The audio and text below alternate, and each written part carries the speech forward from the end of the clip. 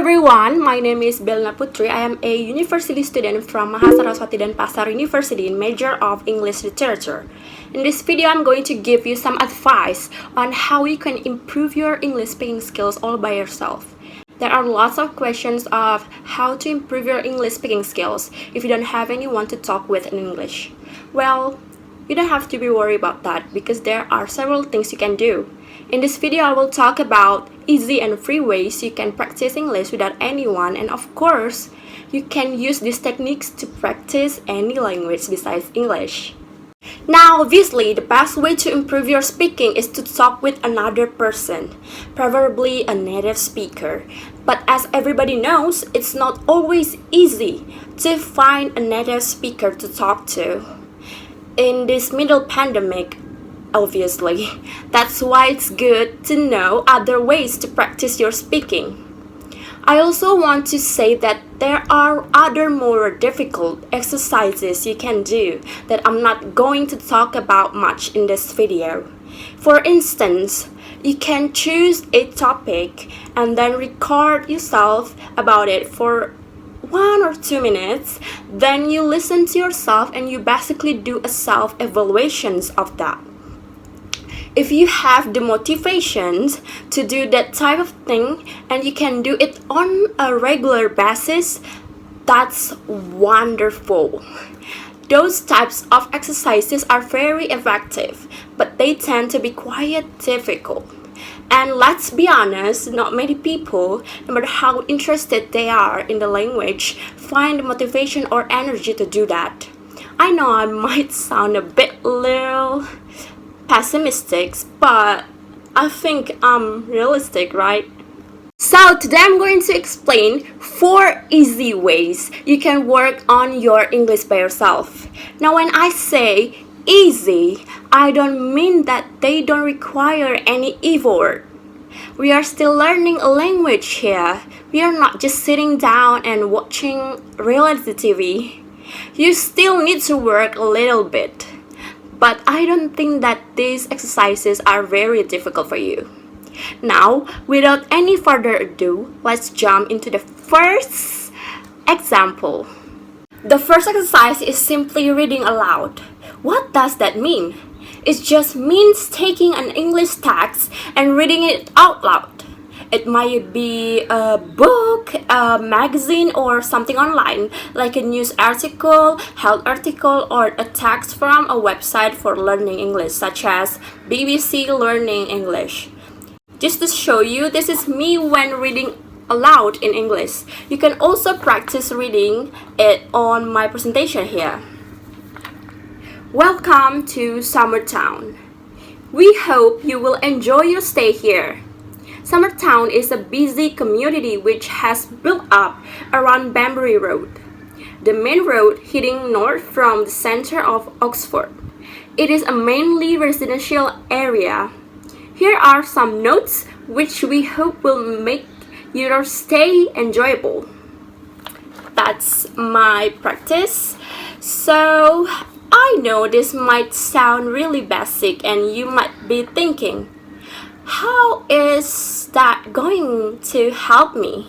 Well, one of the difficulties when you learn a new language is getting used to moving your mouth in different ways. A foreign language will feel different in your mouth. And the more you practice saying words and sentences aloud, the more natural and comfortable it will become. Speaking a foreign language can also feel quite unnatural if you haven't done it in a long time. There are 2 things that are important to remember if you do this kind of exercise. First things first, you really have to say the words. Don't whisper them. This is an example of what you should not do.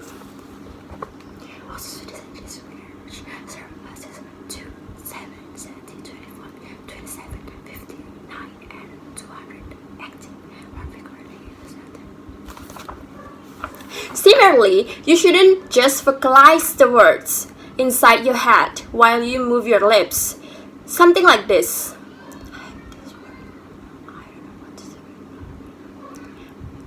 Something like that. That is not the same. I've often done it by myself. I often imagine saying something in a foreign language, or I practice it inside my head.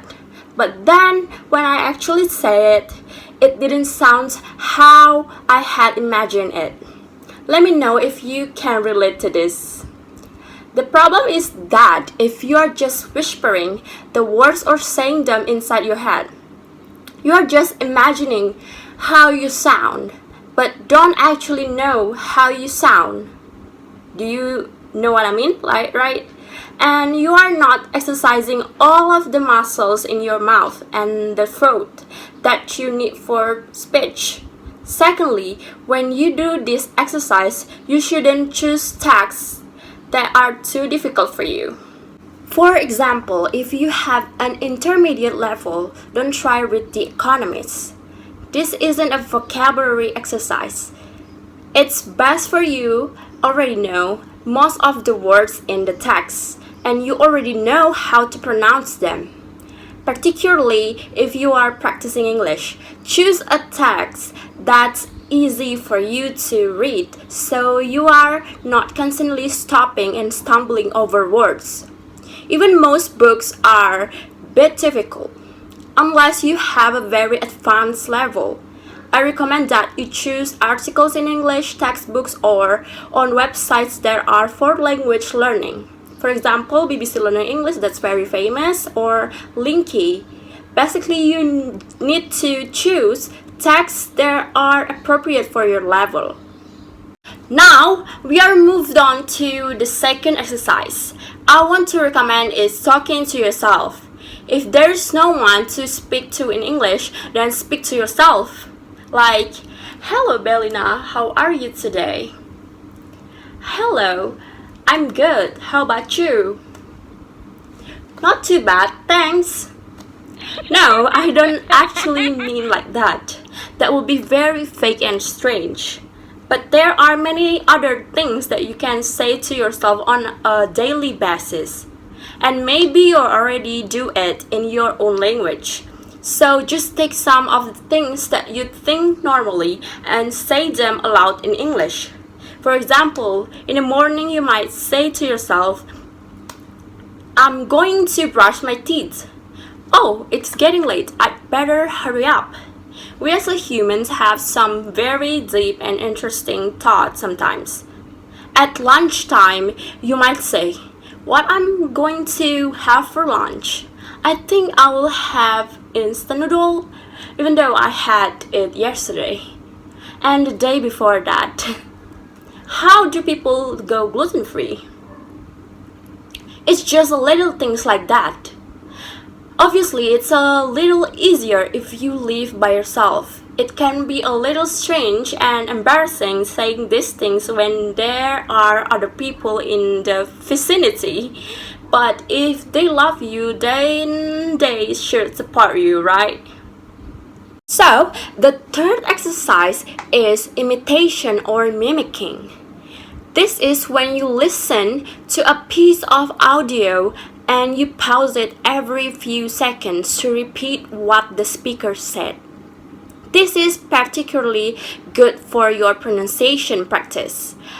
I don't think I need to talk about it very much, but I think it's quite self-explanatory. But in any case, here is an example of me doing this.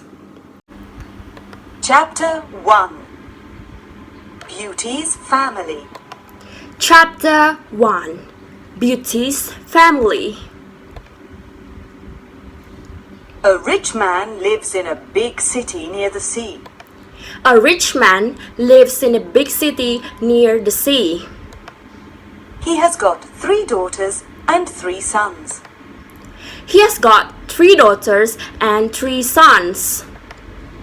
One daughter is called Beauty because she is very beautiful. One daughter is called Beauty because she is very beautiful. So, you can read the text at the same time or do it without the text. Now, we are move on to the fourth exercise. It is very similar to the last one, but it's a little more difficult.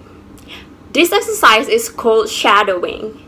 So how does shadowing work? Shadowing is when you listen to a language. It's much easier if you use earphones or headphones, and you repeat exactly what the person is saying without pausing the audio. So, if you do it well, you will be saying exactly what the speaker is saying, but with a slight delay, normally about a second. This is me demonstrating shadowing. This is Hal Tanner. Every morning, Hal gets up at 7 o'clock. He feeds Freddy, his dog. He eats his breakfast. Then he gets on his bicycle, he gets on his bicycle and goes to work. In the following clip, I'm shadowing without reading the text. You might find it easier to also read the text than practice it without the text. Like I said, it's normally easier if you use headphones or earphones, but I did it without it. Just like for the reading aloud exercise, it's important that you don't choose material that's too difficult for you. For example, if you have an intermediate level, don't use podcasts or TV shows that are aimed at native speakers. If you do that, you will just get lost and frustrated, and we don't want that, right? So, in this video, I will mention about websites where you can get free audio for beginner and intermediate levels. For example, at.tad.com, Younglish.com, or lyricstraining.com. Or maybe, for instance, you can find it on YouTube too. I think the benefits of shadowing are pretty obvious. It's good for pronunciation, intonation, sentence structure, and also speed. So, those are the 4 exercises, guys. Finally, we are in the last part of this video. The last thing I want to say is that you will only notice the benefits of this if you do them on a regular basis. That doesn't mean that you have to do all of them every single day, but I recommend doing 1 or 2 of them, or whichever ones you prefer, for a few minutes at least once a day or 3 times a week. If you can do more than that, that's very, very great. The more you can do, the better. But even just doing a tiny bit on a regular basis will help you a lot. You can put reminders in your phone in case you forget to do that. I hope you found this video useful. And let me know what you do to practice your speaking. And see you on the next time. Thank you. Bye.